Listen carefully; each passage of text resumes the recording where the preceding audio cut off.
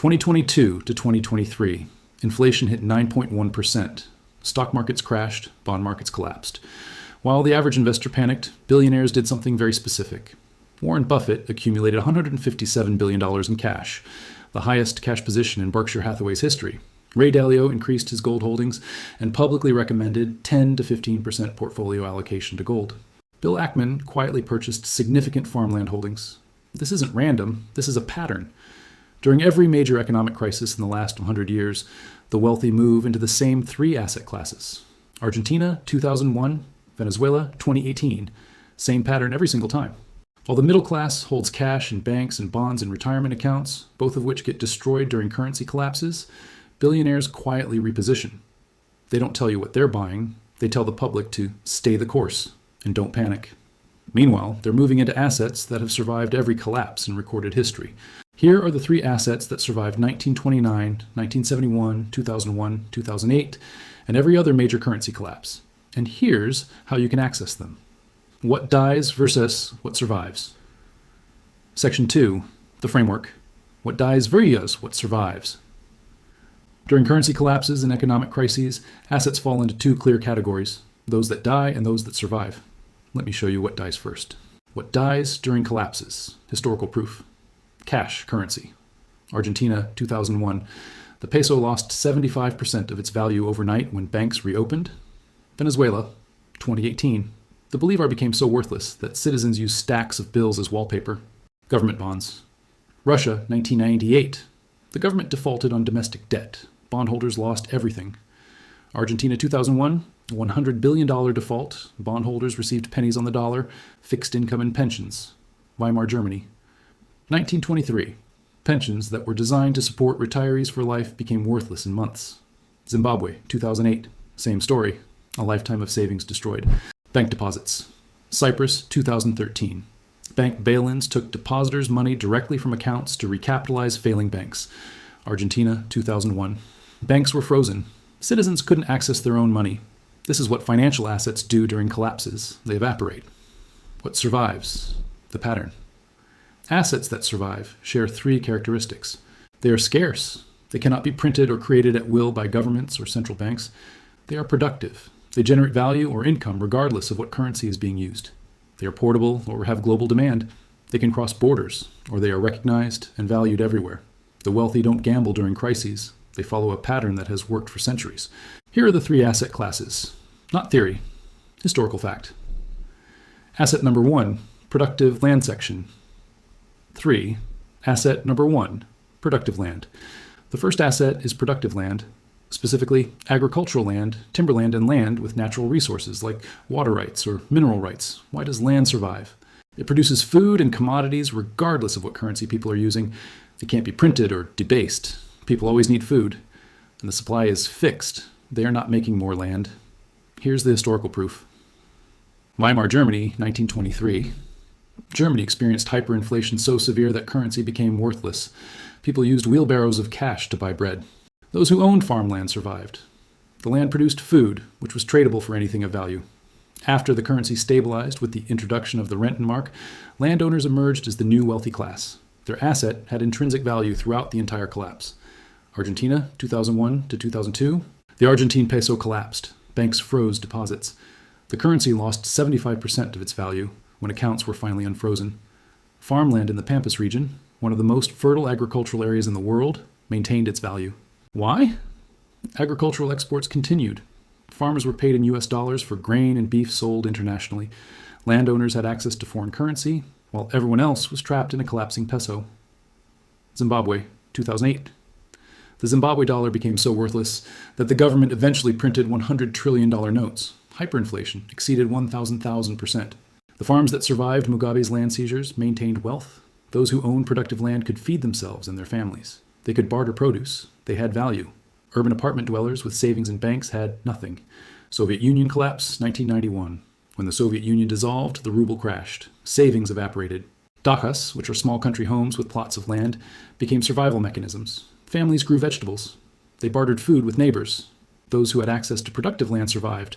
Those who lived in urban apartments with no land and only ruble savings suffered the most. Modern billionaire behavior.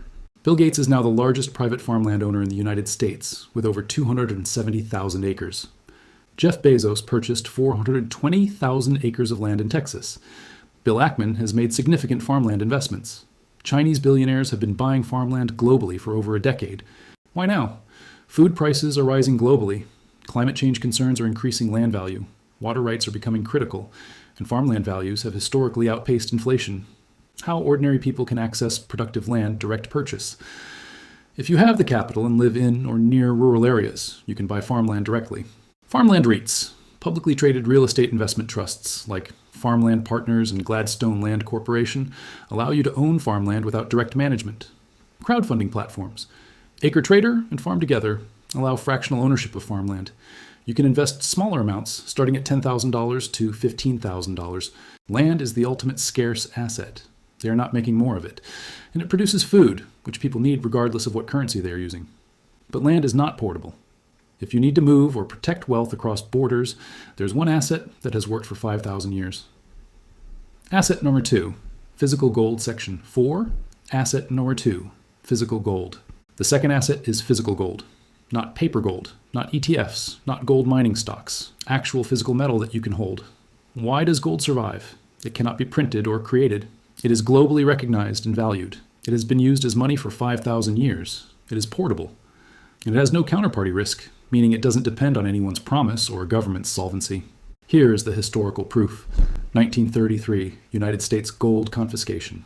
In 1933, President Franklin Roosevelt signed Executive Order 6102, which required all Americans to turn in their gold to the Federal Reserve at a price of $20.67 per ounce.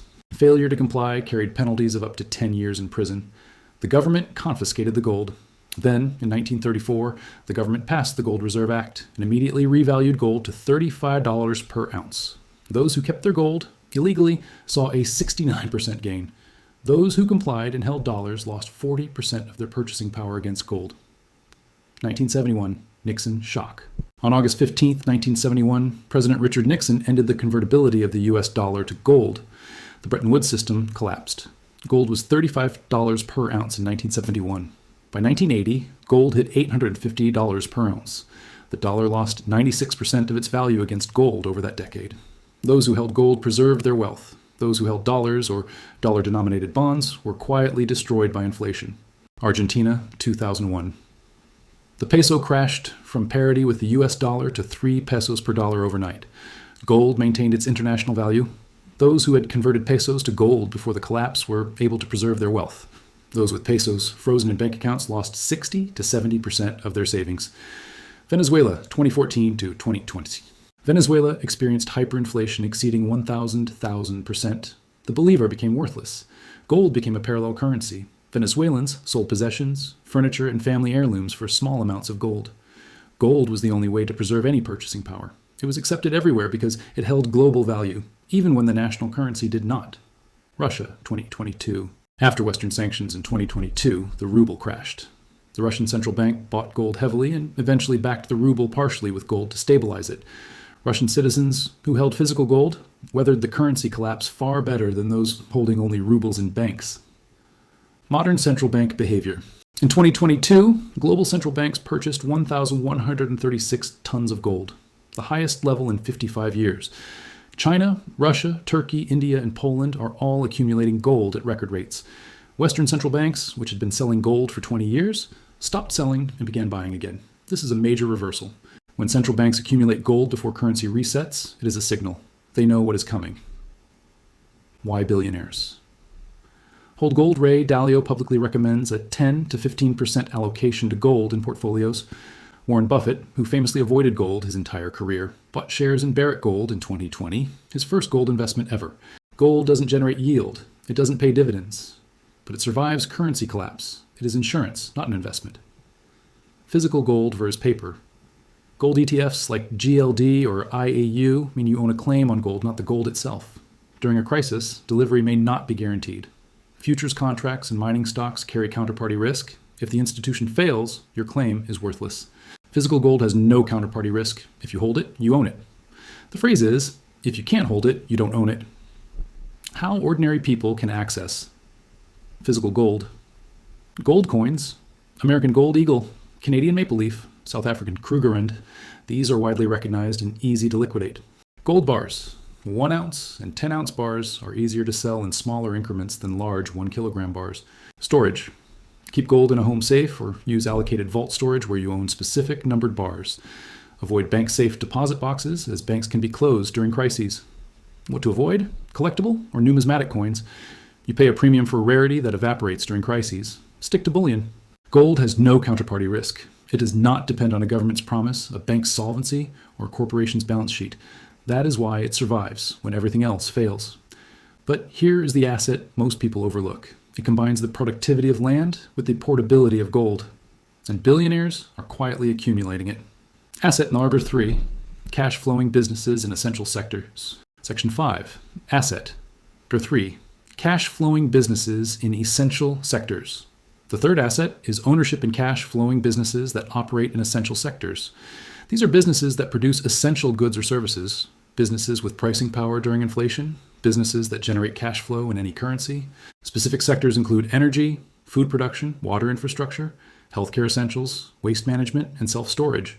Why do these businesses survive? They produce real value, goods and services that people need. Cash flow continues regardless of what currency is used. They can reprice their products in a new currency after a collapse. They are productive assets, unlike bonds or cash. Here's the historical proof. Weimar Germany, 1923. German industrial companies like Krupp, Thyssen, and IG Farben survived hyperinflation. While bonds and cash savings became worthless, factories kept producing steel, chemicals, and machinery. Owners could reprice their products in the new Rentenmark after currency stabilization. The industrial elite became the post-hyperinflation wealthy class. Soviet Union collapse, 1991. When the Soviet Union dissolved, state enterprises were privatized. The oligarchs who acquired oil companies, gas companies, and metals companies became billionaires. Why? Because cash-flowing businesses in essential sectors, particularly energy and natural resources, maintained value regardless of the ruble's collapse. Paper assets like rubles and government bonds became worthless. Productive businesses survived. Argentina, 2001. Businesses with dollar-denominated revenues survived. Agricultural exporters sold grain and beef internationally and were paid in US dollars. Utilities and food producers maintained operations. They could transition pricing to the new peso after the crisis. Business owners preserved wealth through productive assets, while those holding pesos in banks lost 60 to 70%. Zimbabwe, 28. Businesses that accepted hard currency, primarily US dollars, survived. Tourism operators and agricultural exporters with international markets continued functioning. Businesses that relied solely on Zimbabwe dollar revenues failed. The lesson: the revenue source matters. Warren Buffett's modern playbook. Warren Buffett owns utilities. Berkshire Hathaway. Energy operates electrical grids and natural gas distribution. He owns BNSF Railway, one of the largest freight rail networks in North America. Essential transportation infrastructure. He owns significant stakes in food and beverage companies like Coca-Cola and Kraft Heinz. All of these generate cash flow in any economic environment. People need energy. Goods need to be transported. People consume food and beverages. Why these businesses survive pricing power. Essential service providers can raise prices with inflation. If water costs more to deliver, water utilities raise rates. Inelastic demand. People cannot stop using electricity, water, waste removal, or buying food. Demand persists regardless of economic conditions. Hard asset backing. These businesses own real infrastructure, pipelines, power plants, treatment facilities, not financial paper, cash generation. They produce income every month regardless of currency value. After a currency reset, they reprice and continue operating. The key distinction: not technology stocks. Their valuations depend on future growth assumptions that collapse during crises. Not luxury goods. Discretionary spending disappears when economies contract. Not financial services. Banks and insurance companies often collapse alongside the currency. Essential services with real hard assets.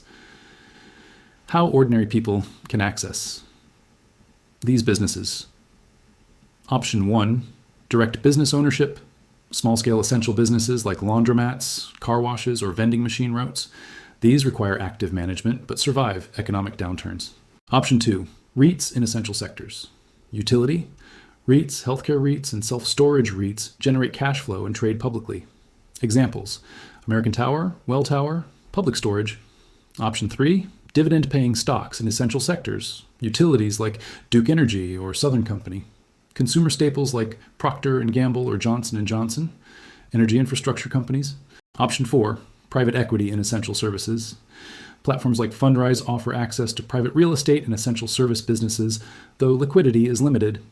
A cash-flowing business in an essential sector is a productive asset. It does not just sit there like gold. It generates value. And when currencies collapse, it can reprice in the new currency and keep operating. How to allocate. The billionaire strategy. Section 6. How to allocate the billionaire strategy. These three assets survived every collapse because they cover different risks. Land, scarce, productive, and local. Gold, portable, globally recognized, no counterparty risk. Businesses, cash flowing, repricing ability, productive. Here is how billionaires allocate. Ray Dalio's all-weather approach. Ray Dalio advocates for 10 to 15% of a portfolio in gold. Significant allocation to real assets like land and businesses. Diversification across asset classes to survive any economic environment. Warren Buffett's actions, not his words. 60% or more in utilities and essential businesses. Record cash levels for liquidity and opportunistic buying. First ever gold investment in 2020, signaling a shift. Post-collapse historical patterns. Weimar Germany. Landowners and industrialists survived hyperinflation. Soviet Union, 1991. Resource business owners became oligarchs. Argentina, 2001. Exporters and landowners preserved wealth. The pattern, real assets survived, financial assets failed. Allocation framework by wealth level. Under $50,000 net worth. Physical gold, 10 to 15%. Focus on coins and small bars. Cash flowing skills or side business. Build income generating capability. Farmland exposure. Small amounts via crowdfunding platforms. $50,000 to $250,000 net worth. Gold, 10 to 20% physical. Farmland REITs or crowdfunding, 10 to 15%. Dividend stocks in essential sectors, 20 to 30%. Rest, cash for opportunities in primary residence, $250,000 to $1 million net worth. Gold, 15 to 20% physical. Farmland, 15 to 20% via REITs, crowdfunding, or small direct acreage. Essential sector businesses or REITs, 30 to 40%. Cash reserves, 10 to 15%. $1 million plus net worth. Gold, 10 to 15% physical with allocated vault storage. Direct farmland ownership, 20 to 30%. Direct business ownership or significant REIT positions, 30 to 40%. Cash for opportunistic buying during crises, 10 to 20%. Key principles across all wealth levels. Physical over paper. Own the asset directly, not a promise or a claim. Diversify across the three categories. Land, gold, and businesses cover different collapse scenarios. Essential over discretionary. Food, energy, and water over luxury goods. Productive over static. Businesses and land generate value. Gold is insurance. What to avoid. Long-term government bonds. Counterparty risk is extreme during currency collapses. Cash as a primary holding. Debasement destroys purchasing power. Concentrated single asset positions. Diversification across the three categories is critical. Paper gold substitutes. ETFs may not deliver physical metal during a crisis. The allocation changes based on wealth level, but the principle does not. Own scarce productive assets that generate value regardless of what currency people are using. The wealth transfer. Section 7. The payoff. Here is what billionaires understand that most people do not. Wealth is not destroyed during collapses. It is transferred from those who hold paper assets to those who hold real assets. From those who trust the system to those who prepared outside the system. In 1929, the wealthy who held stocks and bonds were wiped out. Those who held land and productive businesses survived and thrived. In 1971, those who held dollars lost 96% of purchasing power against gold over the next decade. Those who held gold preserved their wealth. In 2001, Argentina, those with pesos and banks lost 60 to 70%. Those with farmland and dollar-generating businesses survived. The pattern is clear across every collapse. Land, scarce and productive. Gold, portable and trusted globally for 5,000 years. Cash-flowing businesses in essential sectors. They reprice and keep producing. These three assets survived the Weimar collapse, the Soviet collapse, Argentina, Zimbabwe, Venezuela. They survived because they have intrinsic value that exists regardless of what government is in power or what currency people are using. Billionaires do not buy these assets because they are pessimistic. They buy them because they are realists. They know the pattern. They have studied history, and they position accordingly. The question is not whether another crisis is coming. Based on the 5-stage collapse pattern we covered previously, America is in stage 4. The question is whether you will be positioned on the right side of the wealth transfer when it happens. You do not need to be a billionaire to follow the billionaire playbook. You need to understand what survives. and you need to act before the crisis, not during it. If you want to keep learning how the wealthy protect and grow wealth through economic cycles, subscribe. Because the next crisis will transfer wealth from the unprepared to the prepared. The billionaires are already positioned. The pattern is clear. The assets are accessible. The only question is, will you act before the transfer happens?